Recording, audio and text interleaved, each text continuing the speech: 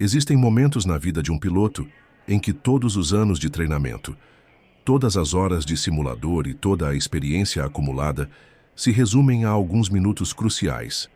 Momentos em que você percebe que não está apenas pilotando uma aeronave, mas carregando consigo as esperanças, os sonhos e as vidas de cada pessoa que confiou em você para levá-las em segurança ao destino. Meu nome é Lucas Mendes. Sou capitão de uma companhia aérea brasileira há 15 anos e tenho mais de 12 mil horas de voo. Já enfrentei tempestades que pareciam querer arrancar as asas do avião, turbulências que testaram minha determinação e pousos em condições que fariam qualquer piloto suar frio. Mas nada, absolutamente nada, me preparou para o que aconteceu naquele 23 de março, em um voo que deveria ser apenas mais uma rotina entre São Paulo e Recife. Era uma terça-feira típica. O clima estava favorável, com ventos calmos e visibilidade excelente. Nosso Airbus A320 estava carregado com 180 passageiros e uma tripulação de 6 pessoas. Eu estava no assento da esquerda como capitão, e meu copiloto, Marcelo Santos, um jovem experiente com quem já havia voado várias vezes, ocupava o assento da direita. Nossa equipe de cabine era composta por 4 comissários altamente treinados, liderados pela chefe Carla, uma profissional com mais de 20 anos de experiência. O voo 3847 decolou pontualmente às 14h30 do aeroporto de Congonhas. A decolagem foi suave, como sempre esperamos em um A320. Subimos através das camadas de nuvens esparsas sobre São Paulo, seguindo a rota planejada rumo ao Nordeste. Os passageiros pareciam relaxados. Alguns dormiam, outros liam, muitos mexiam em seus dispositivos eletrônicos. Era exatamente o tipo de voo que todo piloto comercial espera, sem sobressaltos, profissional e seguro. Quando atingimos nossa altitude de cruzeiro de 39 mil pés, cerca de 40 minutos após a decolagem, eu me permiti relaxar um pouco. O piloto automático estava engajado, todos os parâmetros do motor estavam normais, e o tempo estimado de voo continuava dentro do previsto. Marcelo e eu conversávamos sobre procedimentos padrão quando, às 15h12, nossa realidade mudou completamente. O primeiro sinal foi um som que nenhum piloto jamais quer ouvir. Um estrondo metálico alto e irregular, vindo do lado direito da aeronave. Imediatamente, senti a aeronave vibrar de uma forma completamente anormal. Meus olhos correram instantaneamente para o painel de instrumentos, onde várias luzes de alerta começaram a piscar simultaneamente. "Falha do motor 2", gritei para Marcelo, enquanto minhas mãos já se moviam automaticamente para iniciar os procedimentos de emergência que praticamos centenas de vezes em simulador, mas que esperamos nunca ter que usar na vida real. O motor direito, nosso motor número 2, havia literalmente explodido. Não foi uma falha simples ou um desligamento controlado. Foi uma explosão que fragmentou partes internas do motor, criando uma falha catastrófica, que enviou destroços metálicos voando pelo ar. Alguns desses fragmentos atingiram a fuselagem, causando pequenas perfurações que resultaram em despressurização da cabine. A primeira coisa que fiz foi assumir o controle manual da aeronave, desconectando o piloto automático. O A320 estava inclinando perigosamente para a direita devido à perda de empuxo do motor, e eu precisava compensar isso imediatamente com o leme e os ailerons. Era como tentar equilibrar um objeto pesado com um dos lados muito mais leve que o outro. "Marcelo, checklist de falha de motor em cruzeiro, agora", comandei, enquanto lutava para manter a aeronave nivelada. "Entendido, capitão", respondeu Marcelo, sua voz demonstrando a tensão do momento, mas mantendo a calma profissional que todo copiloto deve ter. Suas mãos voaram sobre o painel enquanto ele localizava a checklist apropriada em nosso manual de procedimentos. Simultaneamente, a máscara de oxigênio caiu automaticamente sobre nossos rostos devido à despressurização. O barulho na cabine de comando aumentou consideravelmente por causa do ar sendo sugado através das pequenas aberturas criadas pelos fragmentos do motor. "Guarulhos Control, aqui TAM 3847, declaramos emergência. Tivemos explosão do motor direito e despressurização da cabine. Solicitamos descida imediata e vetor para o aeroporto mais próximo. Transmiti pelo rádio, usando o alfabeto fonético que é padrão na aviação mundial. A resposta veio quase imediatamente. TAM 3847, Guarulhos Control, copia emergência. Aprovada descida imediata para 10.000 pés, vetores 180 graus para Guarulhos. Aeroporto em preparação para emergência. Entendido. Descendo para 10.000 pés, vetores 180, TAM 3847. Confirmei. Iniciar uma descida de emergência de 39.000 para 10.000 pés não é algo simples. Você precisa descer rapidamente para chegar a uma altitude onde os passageiros possam respirar sem oxigênio suplementar, mas não pode descer tão rápido que cause danos estruturais à aeronave ou desconforto extremo aos passageiros. Enquanto iniciávamos a descida, Marcelo continuava seguindo a checklist de falha de motor. Motor 2, combustível cortado. Sistema hidráulico 2, verificando. Sistema elétrico compensando para motor único. Cada item da checklist era crucial. Cortar o combustível para o motor avariado prevenia um incêndio, que seria nossa pior preocupação naquele momento. Verificar os sistemas hidráulicos nos garantia que ainda tínhamos controle total da aeronave. Compensar o sistema elétrico assegurava que todos os instrumentos essenciais continuariam funcionando. Mas então notei algo que fez meu estômago afundar. O indicador de combustível do lado direito estava descendo muito mais rapidamente do que deveria. A explosão havia danificado as linhas de combustível e estávamos perdendo combustível em uma taxa alarmante. Marcelo, olhe o combustível do lado direito, disse apontando para o instrumento. Seus olhos se arregalaram quando ele viu os números. Capitão, estamos perdendo combustível rapidamente. Nessa taxa, temos no máximo 15 minutos antes de esgotarmos o combustível restante. 15 minutos. 15 minutos para pousar um avião com 186 pessoas a bordo, com um motor funcionando, sistemas comprometidos e combustível vazando. Esse foi o momento em que senti o peso real da responsabilidade. Não eram apenas números ou estatísticas, eram 180 passageiros que confiaram em mim para levá-los em segurança para casa, para suas famílias, para seus trabalhos, para suas vidas. Guarulhos Control, TAM 3847. Temos perda severa de combustível. Estimamos apenas 15 minutos de combustível restante.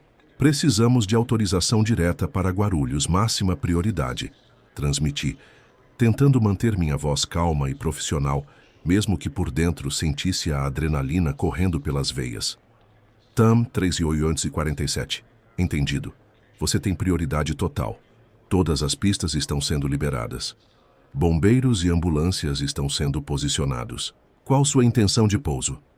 Guarulhos Control, vamos para a pista 09R. Solicitamos bloqueio total da pista e espuma nas laterais, respondi. Enquanto mantinha comunicação com o controle, instruí Marcelo a calcular nossas possibilidades. Calcule nossa distância atual para Guarulhos e o tempo necessário para chegar lá com um motor. Marcelo trabalhou rapidamente com o computador de voo. Capitão, estamos a aproximadamente 180 milhas náuticas de Guarulhos. Com um motor, nossa velocidade será reduzida. Estimamos entre 18 a 20 minutos para chegar lá. 20 minutos com apenas 15 minutos de combustível. A matemática não fechava, e todos nós sabíamos disso. Foi nesse momento que tive que tomar uma das decisões mais difíceis da minha carreira. Precisávamos encontrar uma alternativa mais próxima, ou teríamos que tentar um pouso sem motor, algo que é possível, mas extremamente perigoso com 180 vidas a bordo. Guarulhos Control. Precisamos de aeroportos alternativos mais próximos de nossa posição atual, solicitei. TAM 3847. Você tem Viracopos a aproximadamente 100 milhas náuticas de sua posição atual e Ribeirão Preto a 120 milhas. Viracopos estava mais próximo, mas era um aeroporto menor com menos recursos de emergência. Ribeirão Preto tinha uma pista excelente, mas estava um pouco mais distante. Cada minuto contava, e cada decisão poderia ser a diferença entre vida e morte. Marcelo, o que você acha? Viracopos ou tentamos esticar para Guarulhos? Marcelo olhou para os instrumentos, fez alguns cálculos rápidos e respondeu. Capitão, se reduzirmos ainda mais a velocidade e otimizarmos nossa descida, talvez consigamos esticar o combustível, mas será muito apertado. Tomei a decisão. Guarulhos Control, mantemos Guarulhos como destino. Vamos tentar otimizar nosso voo para economizar combustível. Entendido. TAM 3847. Mantenha-nos informados de qualquer mudança em sua situação. Agora precisávamos fazer algo que raramente praticamos: voar com extrema eficiência de combustível com apenas um motor funcionando. Isso significava encontrar a altitude ideal, a velocidade ideal e o ângulo de descida ideal para maximizar cada gota de combustível restante. Marcelo, vamos reduzir para a velocidade de máximo alcance e ajustar nossa descida para um perfil mais gradual, instruí. Enquanto ajustávamos os parâmetros de voo, senti a aeronave responder de forma diferente. Com apenas um motor, ela era menos responsiva e requeria constante compensação para manter o voo nivelado. Era como dirigir um carro com apenas 3 rodas, possível, mas exigindo concentração constante. Nesse momento, lembrei-me dos passageiros. Eles certamente haviam sentido a explosão inicial e a descida rápida, mas provavelmente não compreendiam completamente a gravidade da situação. Decidi fazer um anúncio para mantê-los informados sem causar pânico. Peguei o microfone da cabine. Senhores passageiros, aqui é o comandante. Tivemos um problema técnico com um de nossos motores e estamos retornando a São Paulo por precaução. Nossos sistemas estão funcionando normalmente e esperamos pousar em aproximadamente 15 minutos. Por favor, mantenham os cintos afivelados e sigam as instruções da nossa equipe de cabine. Era uma versão suavizada da realidade, mas suficiente para manter os passageiros informados sem criar pânico desnecessário. A última coisa que precisávamos era de passageiros em pânico, complicando ainda mais uma situação já delicada. Carla, nossa chefe de cabine, ligou para a cabine de comando. Comandante, os passageiros estão relativamente calmos. Tivemos algumas perguntas sobre o barulho da explosão, mas conseguimos tranquilizá-los. Como devo preparar a cabine? Carla, prepare a cabine para um pouso de emergência. Posição de emergência, verificação de saídas e briefing completo para toda a equipe. Não sabemos como será nosso pouso, respondi. Entendido, comandante, estamos preparando tudo. Enquanto isso, continuávamos nossa aproximação para Guarulhos. Cada minuto que passava, o indicador de combustível mostrava números mais baixos. Era como assistir a uma ampulheta, sabendo que quando a areia acabasse, nossas opções se tornariam extremamente limitadas. Guarulhos Control TAM 3847, passando 20 mil pés em descida para 10 mil. Como está a preparação do aeroporto? TAM 3847, pista 09R está totalmente liberada. Bombeiros posicionados nas laterais da pista. Ambulâncias em stand-by. Equipes de emergência prontas para qualquer eventualidade. Essas palavras me deram algum conforto. Saber que havia uma equipe inteira de profissionais se preparando para nos receber fazia diferença. Não estávamos sozinhos nessa situação. Quando atingimos 10 mil pés, pude remover minha máscara de oxigênio. A pressão da cabine havia se estabilizado e os passageiros já não precisavam mais das máscaras que haviam caído automaticamente durante a despressurização inicial. Marcelo, quanto combustível ainda temos? Ele verificou os instrumentos. Aproximadamente 800 quilos, capitão. Suficiente para mais 8 a 10 minutos de voo. 10 minutos. Estávamos ainda a cerca de 12 minutos de Guarulhos. A matemática continuava não fechando, mas não tínhamos escolha, a não ser continuar e torcer para que nossos cálculos estivessem conservadores. Foi, nesse momento, que uma nova complicação surgiu. O sistema hidráulico número 2, que havia sido danificado pela explosão do motor, começou a apresentar falhas intermitentes. Isso significava que nosso controle sobre os comandos de voo estava se tornando mais difícil. Capitão, estamos perdendo pressão hidráulica no sistema 2, informou Marcelo, apontando para mais uma luz de alerta que havia se acendido. O sistema hidráulico em uma aeronave comercial é crucial para operar os comandos de voo, freios e trem de pouso. Perder um sistema hidráulico não é catastrófico, pois há redundâncias, mas complica significativamente a operação da aeronave. Entendido. Vamos usar o sistema manual como backup e nos preparar para um pouso mais desafiador, respondi, começando a me preparar mentalmente para um pouso que seria muito mais difícil do que qualquer coisa que já havia feito. Enquanto lutávamos com esses problemas técnicos, minha mente voltou para o treinamento. Lembrei-me de todas as vezes que meu instrutor na escola de aviação repetiu: voe a aeronave primeiro, navegue segundo, comunique terceiro. Era exatamente isso que estávamos fazendo, mantendo a aeronave voando, navegando para nosso destino e comunicando nossa situação.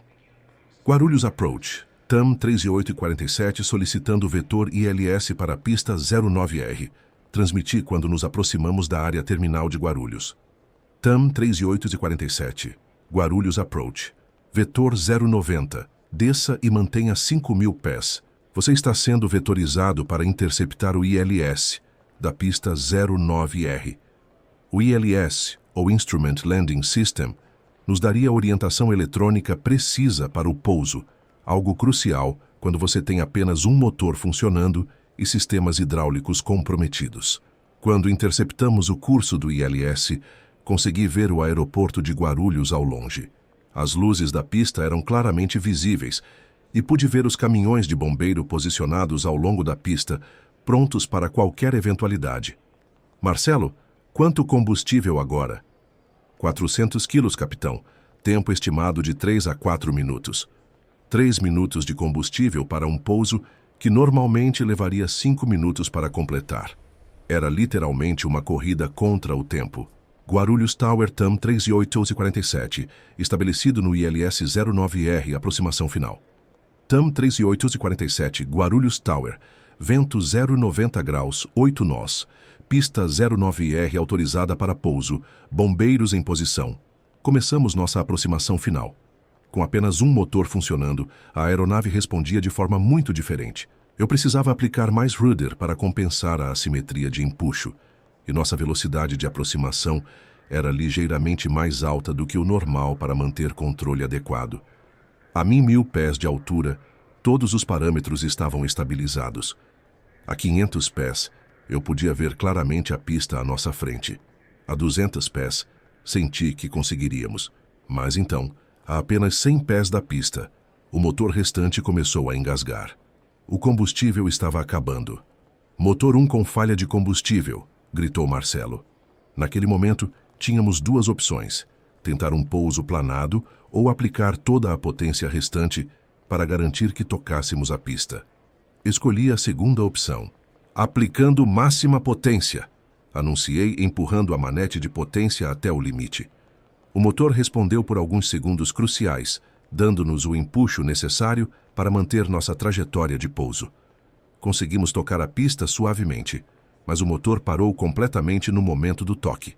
Agora enfrentávamos um novo desafio: parar um A320 pesado em uma pista com freios comprometidos pela falha hidráulica e sem reversão de empuxo do motor avariado. Apliquei os freios gradualmente, sentindo a aeronave desacelerar mais lentamente do que o normal. Usamos toda a extensão da pista de 3.700 metros de Guarulhos, mas conseguimos parar completamente a cerca de 200 metros do final da pista. Torre TAM 3847 parado na pista. Solicitamos inspeção da aeronave antes de taxiar. Transmiti. TAM 3847 permaneça na pista. Bombeiros estão se aproximando para a inspeção. Enquanto aguardávamos a inspeção, pude finalmente permitir-me relaxar um pouco. Olhei para Marcelo, que estava visivelmente aliviado, e disse: bom trabalho, parceiro. Excelente trabalho em equipe. Capitão, isso foi incrível. Nunca pensei que passaríamos por algo assim, respondeu ele, ainda processando o que havia acontecido. Os bombeiros fizeram uma inspeção rápida da aeronave e confirmaram que não havia risco de incêndio. O motor explodido estava visualmente danificado, mas contido em sua nacelle, como projetado para situações de falha catastrófica.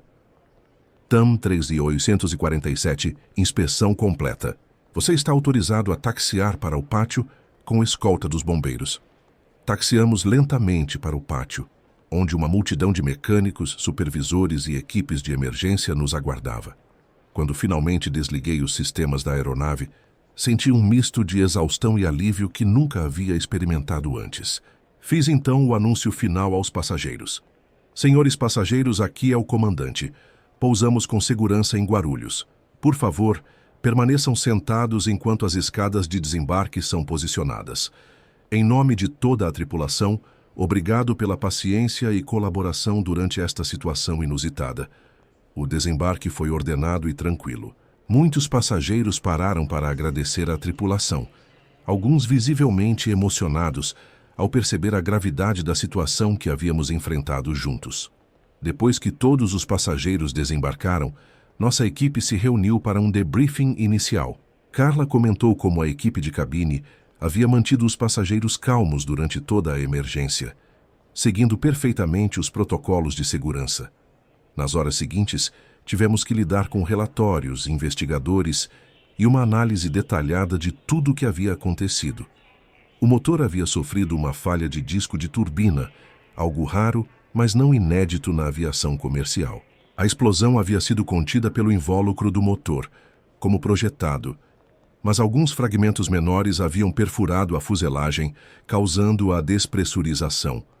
A investigação posterior revelou que nossa gestão de combustível havia sido quase perfeita. Conseguimos pousar com apenas 50 quilos de combustível restante, menos de 2 minutos de voo. Qualquer erro em nossos cálculos ou decisões poderia ter resultado em uma tentativa de pouso sem motor, algo muito mais arriscado. Nos dias que se seguiram, recebi ligações de colegas pilotos, superiores da companhia e até de familiares de passageiros, todos elogiando nossa atuação durante a emergência. Mas o que mais me marcou foi o encontro casual com um dos passageiros algumas semanas depois. Estava fazendo compras em um shopping quando um senhor se aproximou de mim. Você é o comandante Lucas do voo 33847? Sim, sou eu, respondi. Eu estava na poltrona 15A naquele dia.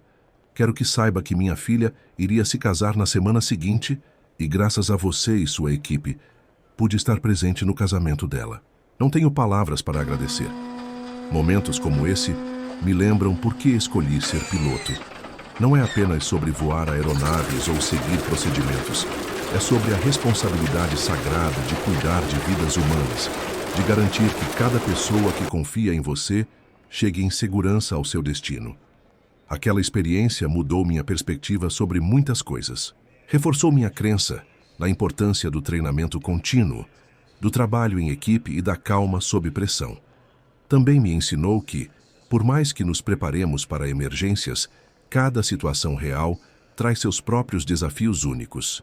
Hoje, quando treino novos pilotos ou compartilho experiências em seminários de segurança, sempre enfatizo que a aviação comercial é uma das formas mais seguras de transporte, exatamente porque aprendemos com cada evento, cada emergência, cada experiência que testa nossos limites. O voo 347 também resultou em algumas mudanças nos procedimentos da companhia. Revisamos nossos protocolos de gestão de combustível em emergências e reforçamos o treinamento para situações de falha múltipla de sistemas.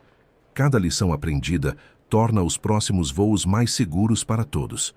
Marcelo, meu copiloto naquele dia, hoje é capitão e frequentemente me conta como aquela experiência influenciou sua carreira. Ele diz que aprendeu mais sobre aviação naqueles 15 minutos críticos do que em meses de voo de rotina.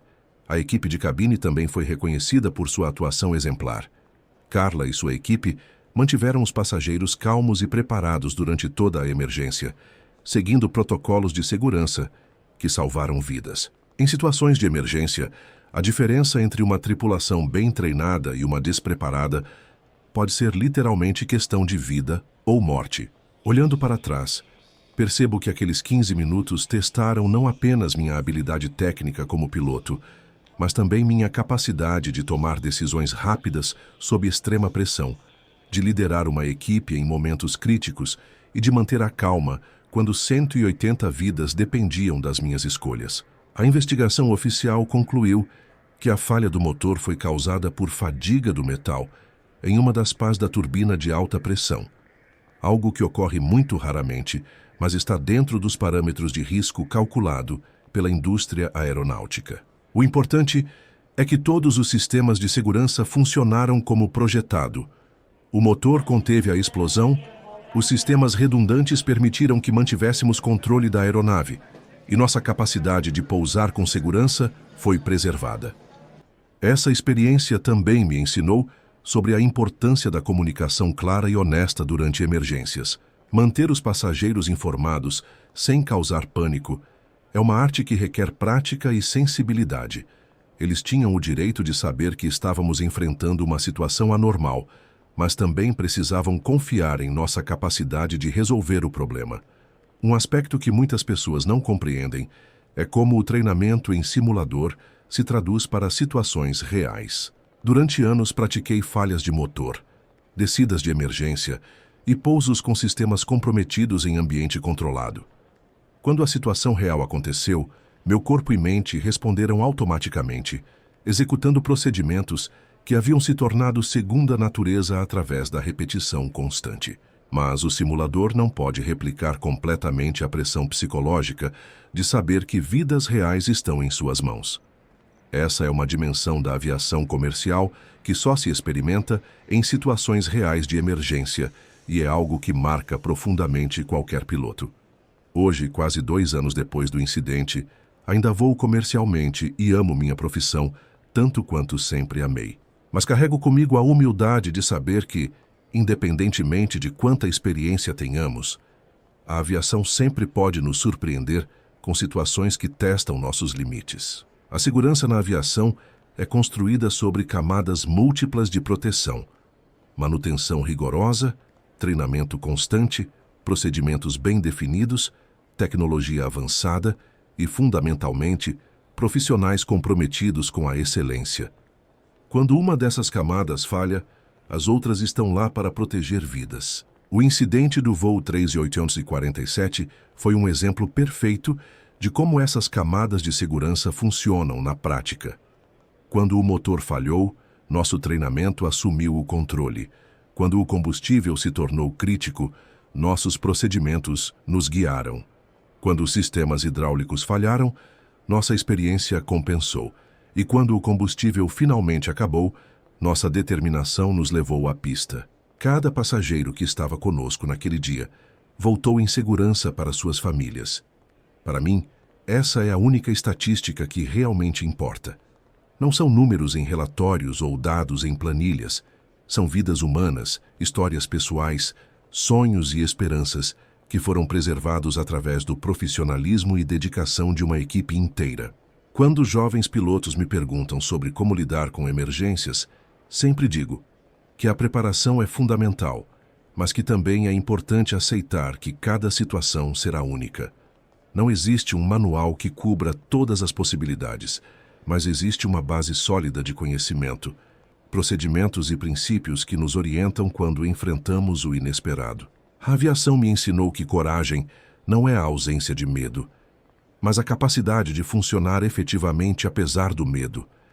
Naqueles 15 minutos críticos, senti medo, senti pressão, senti o peso da responsabilidade, mas continuei funcionando, tomando decisões, liderando minha equipe e pilotando a aeronave porque era isso que precisava ser feito. Essa experiência também reforçou minha crença na importância do trabalho em equipe na aviação. Nenhum piloto voa sozinho, independentemente de quem está comandando a aeronave.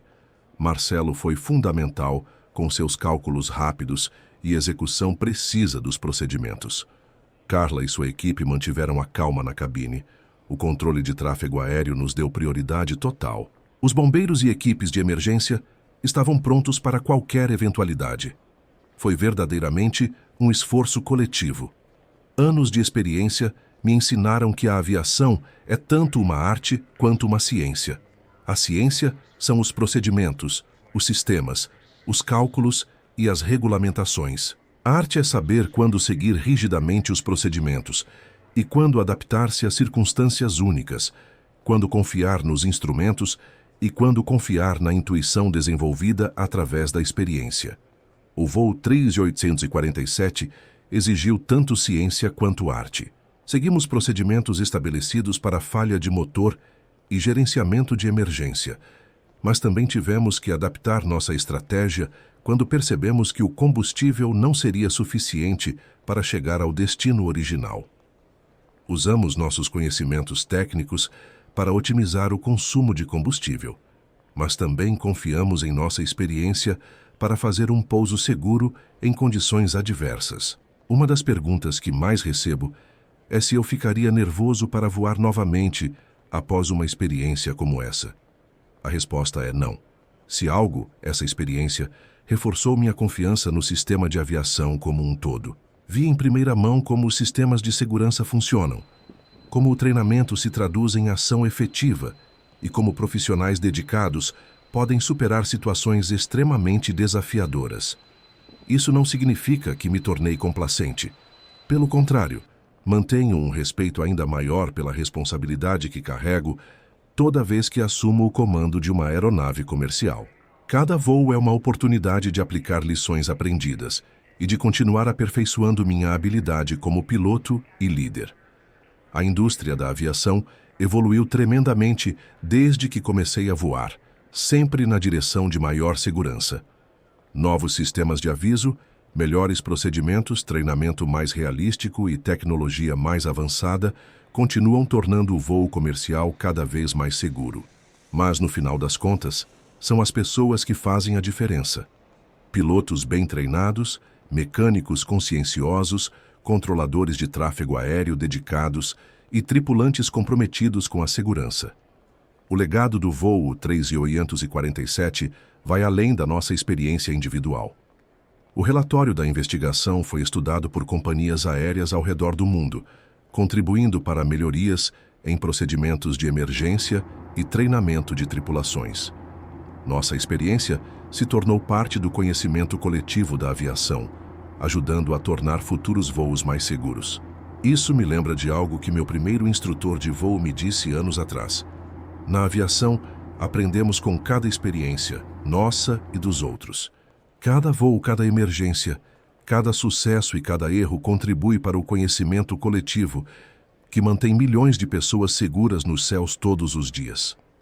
Hoje, quando vejo um A320 decolando, lembro-me de que dentro daquela máquina extraordinária estão não apenas sistemas sofisticados e tecnologia avançada, mas também décadas de experiência acumulada, lições aprendidas às vezes da forma mais difícil, e o compromisso de profissionais que escolheram dedicar suas carreiras à aviação segura. O céu continua sendo meu escritório, e cada dia traz novos desafios e oportunidades. Mas carrego comigo sempre a lembrança daqueles 15 minutos que testaram tudo o que eu sabia sobre voar, sobre liderar e sobre a responsabilidade de cuidar de vidas humanas a 39 mil pés de altitude. Para mim, ser piloto significa muito mais do que simplesmente operar uma aeronave. Significa ser guardião de sonhos, facilitador de reencontros e responsável por levar pessoas em segurança aos momentos mais importantes de suas vidas. É uma responsabilidade que aceito com orgulho e humildade todos os dias.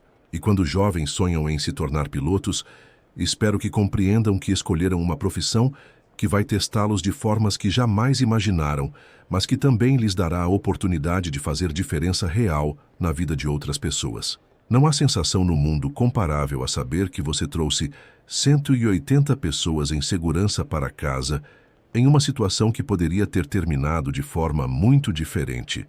O voo continua, as lições continuam sendo aprendidas e o compromisso com a segurança continua sendo renovado a cada decolagem. Porque no final das contas, independentemente da tecnologia que tenhamos ou dos sistemas que desenvolvamos, a aviação sempre será sobre pessoas cuidando de pessoas. E essa é uma responsabilidade que levo a sério todos os dias da minha carreira. Às vezes, 15 minutos podem mudar tudo. Podem testar anos de treinamento, décadas de experiência e os limites da sua capacidade de liderança. Mas quando você tem uma equipe preparada, procedimentos sólidos e a determinação de nunca desistir, esses 15 minutos podem também ser os mais gratificantes da sua carreira profissional. Voar é, e sempre será, tanto um privilégio quanto uma responsabilidade. E é uma responsabilidade que me sinto honrado em carregar, hoje e sempre, nos céus do Brasil e do mundo. Se você gostou dessa história real dos céus, inscreva-se no canal Caixa Preta para não perder o próximo relato. Deixe nos comentários qual tipo de situação de voo você gostaria de conhecer e compartilhe este vídeo com amigos que também têm paixão pela aviação. Nos vemos no próximo episódio, onde mais uma vez desvendaremos os mistérios e experiências extraordinárias que acontecem todos os dias nos céus ao redor do mundo.